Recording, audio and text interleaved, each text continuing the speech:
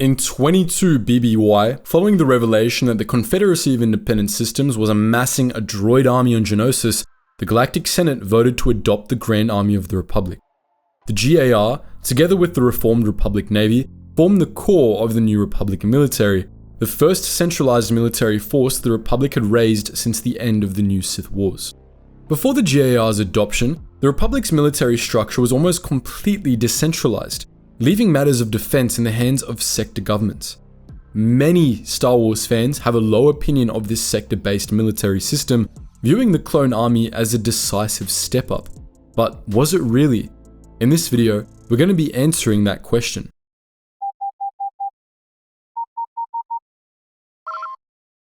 Attention, Sergeant on deck! The Republic maintained a centralized military off and on for most of its history, usually supported by various local militaries. But after the end of the New Sith Wars in 1000 BBY, Supreme Chancellor Tarsis Valorum put forward the Ruusan Reformations, a radical restructuring of the Republic that, among other things, abolished the Republic military. The military had already effectively ceased to exist during the final century of war with the Sith, but Valorum made it official, delegating the military's power and remaining resources out to the judicial forces and the planetary security forces. Most of the duties previously delegated to the Republic military fell to the planetary security forces. The PSFs were local militaries established alongside a new system of sectors instituted by the Ruusan Reformation, with each PSF tasked with defending a single sector. The PSFs were managed entirely by local governments, which allowed them to have unique rank systems and orders of battle depending on local military traditions and the needs of each individual sector. After the Reformations, the remaining assets of the Republic military were divided up between the 1,000 or so new PSFs, allowing them all to start out on more or less even footing as far as hardware went. All that remained of the Central Republic military was the Judicial Forces, a small federal task force that handled problems that grew beyond the ability of local PSFs to deal with. The Judicial Forces included the Jedi Order and were subject to the orders of the Galactic Senate, making the Judicials accountable to the galactic public, or at least the galactic political class. The Judicials maintained a large enough fleet to deal with major threats, but it wasn't a full-size military. For the first few centuries, this system worked pretty well, especially compared to the older, more centralized system. The old Republic military had struggled to provide necessary attention to more remote regions of Republic space, and its sheer size gave weapons manufacturers considerable political influence over the Senate. The PSFs eliminated both of these flaws. Since every sector had its own PSF, even the most remote parts of the Republic were adequately patrolled and defended at first, and the lack of a centralized Republic military limited the power the military-industrial complex had over the Senate. Of course, the post-Ruusan system didn't last. Over the centuries, the quality of the PSFs in the poorer sectors took a nosedive due to aging equipment and insufficient funding, while the PSFs of the wealthy worlds were bloated with absurd new dreadnoughts that were only really for show. As the poorer PSFs began to fall apart, an epidemic of piracy began in the Outer Rim, and the problem became too widespread for the beleaguered Rimworld PSFs or the Judicials to handle.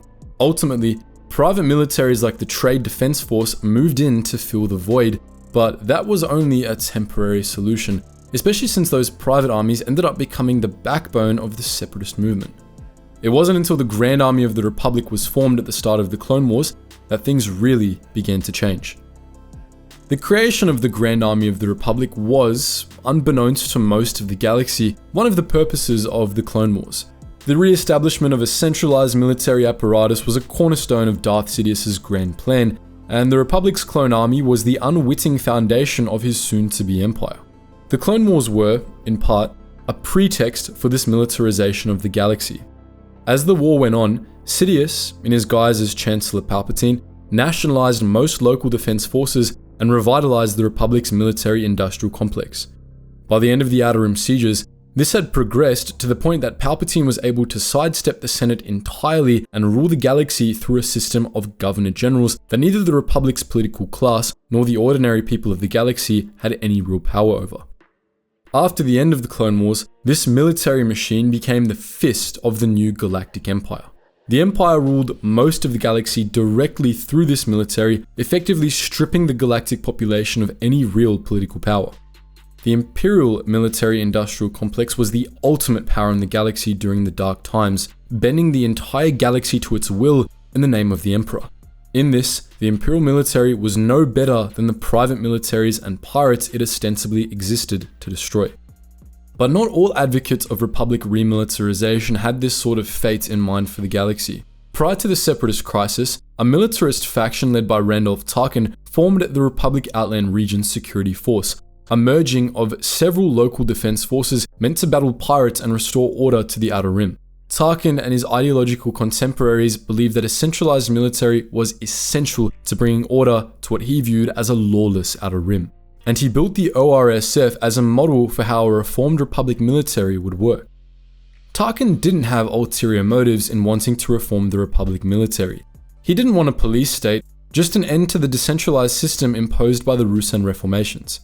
But it's worth noting that Tarkin's initiative wasn't exactly flawless. Though it denied accusations of speciesism, the ORSF was exclusively made up of humans, and Tarkin's critics accused it of being imperialist, as Eriadu, the ORSF's capital, had exerted significant political pressure on its much poorer neighbors to get them to join the coalition. The downsides of the Outland Region's security force show us what really caused the PSF system to decline. The issue was never a lack of central control, but rather economic disparity.